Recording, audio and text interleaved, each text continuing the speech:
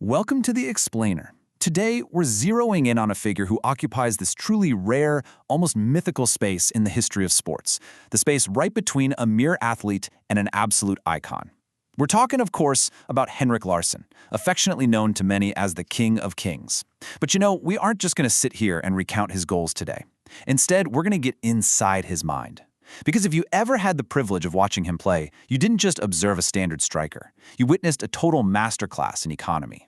He didn't just smash through defensive structures with brute force. Oh no, he dismantled them with this silent, rhythmic precision. It was like he was observing the utter chaos of the pitch with the completely detached, calculating focus of a chess grandmaster. Okay, let's dive into this. 242 goals in 313 games. Just let that sink in for a second. That is a staggering return over his 7 years at Celtic Football Club. It's a completely absurd number. But what made Larsson's legacy so incredibly enduring wasn't just this overwhelming volume of goals. It was the specific, highly intelligent way he carried himself on the pitch to actually achieve them.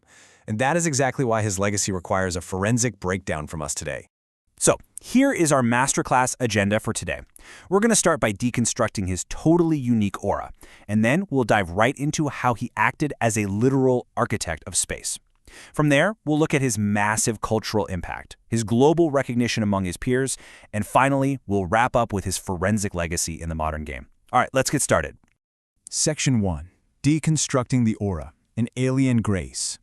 Let's travel all the way back to his arrival in Glasgow in 1997 and examine his utterly unique presence. The paradox of Henrik Larsson is just so fascinating. On one side, you had the Scottish Premier League, this high-intensity, deeply physical cauldron that was pretty much defined by blue-collar pragmatism. It's a frantic, breathless environment, right? But then, on the other side, you had Larsson. When he arrived rocking the signature dreadlocks, he seemed completely at odds with that frantic environment. He brought this calm Scandinavian stoicism, a really predatory intelligence, and a grace that genuinely seemed almost alien in that league. When you watched him, it literally felt like he was playing the game at an entirely different, much calmer speed than every single person around him. Section 2. Architect of Space, the Mathematical Problem. Let's really zoom in on his tactical mastery here. To truly understand Larsson, we absolutely have to talk about the half-space. So what is that? It's this crucial tactical corridor located precisely between a defending center back and a fullback. And Larsson's pure genius lay in his relationship with this exact area of the pitch. While everyone else was just blindly chasing the ball, he operated as an architect of the final third. He had this incredibly innate ability to identify the half space and just drift into it long before the opposing defense had even conceptualized that they were in any danger at all. He treated the penalty box like a complex mathematical problem that just needed to be solved, and remarkably, he rarely failed to find the exact right solution.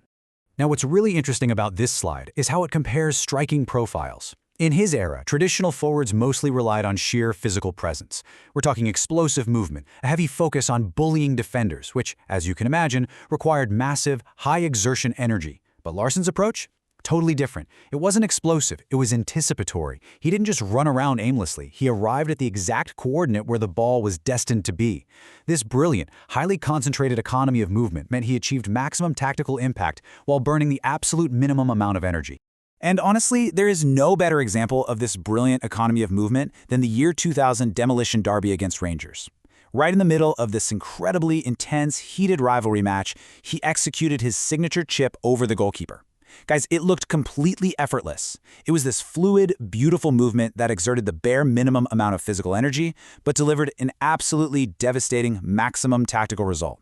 That right there, that was Henrik Larsson in a nutshell. Section 3. The Cultural Anchor, the Magnificent Seven. We've seen the micro-tactics, so now let's zoom out a bit to look at his macro-level cultural impact. You see, Larsson completely transcended his statistics. When he first arrived, Celtic was facing a genuine existential crisis. Their fierce rivals, Rangers, were totally dominating the Scottish landscape. But Larsson's presence immediately acted as this stabilizing force, a true talisman who single-handedly shifted the momentum of the entire rivalry. For the fans, he manifested pure, unadulterated hope. Whenever he scored, the supporters would belt out the theme from the Magnificent Seven. And it wasn't just some fun song to sing. It was a collective acknowledgement that he was the undisputed leader of the charge. He possessed this permanent aura of inevitability. The fans just knew that regardless of the score, regardless of any adversity, as long as Henrik Larsson was on the pitch, the game was never, ever truly over. Section 4. global recognition, peer review. Because as it turns out, it wasn't just the fans in Scotland who recognized his genius. Let's see how footballing royalty viewed him. The ultimate true testament to his aura is how his own peers saw him. Later in his career at Barcelona, he wasn't brought in to be the primary goal scorer. He was their luxury veteran.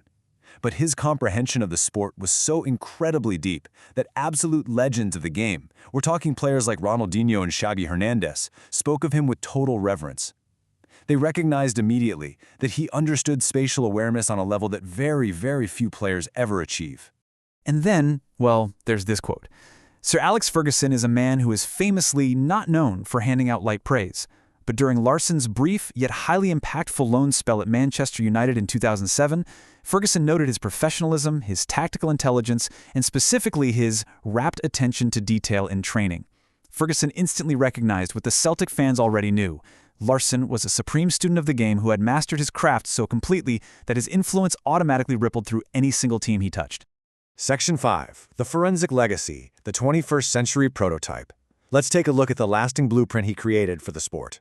And this brilliantly illustrates his true, lasting contribution to the sport.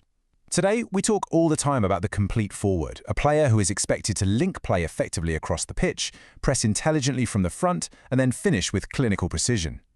When you describe those requirements today, you are literally describing the exact blueprint that Henrik Larsson perfected.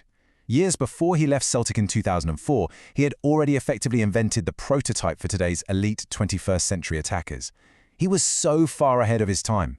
He ultimately left as a standard setter. He became a permanent, undeniable part of Celtic's DNA. But his most defining visual, it's perhaps the most telling of all. He's so often remembered just standing at the center of the park, with his tongue just slightly poking out in deep, forensic concentration, perfectly ready to transform a stagnant play into a moment of unadulterated genius. Henrik Larsson proved, absolutely beyond a shadow of a doubt, that a cold, unwavering intelligence is a far more dangerous weapon on the pitch than sheer strength or raw pace. So, what does all this mean for us? The crucial point is really this.